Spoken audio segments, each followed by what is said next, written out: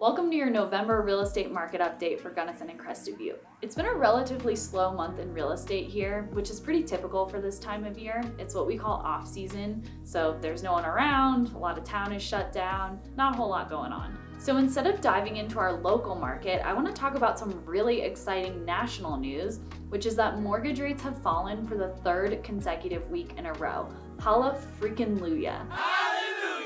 If this trend continues, I would expect the market to pick back up quite a bit as a lot of buyers will re-engage. Properties are sitting longer than they were before, but we still don't have a lot of new inventory coming up. Locally, we only have 4.5 months supply of inventory, which means it's still technically a seller's market. 6 months is considered balanced, and anything above that would be approaching buyer's market territory. So I'm sure you remember the last 2 years when both interest rates were low and inventory was low. We had a total frenzy.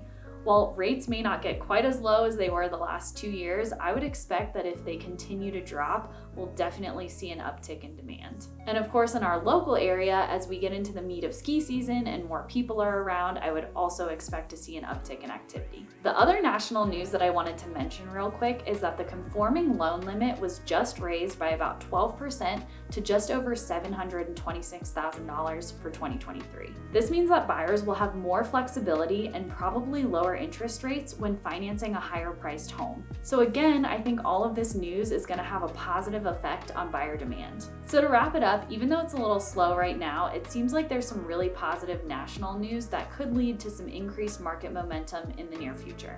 Next month, I'm going to bring you an end of year market update where I compare this year's data to last year's. So get ready, Dave. A lot of numbers, a lot of fun.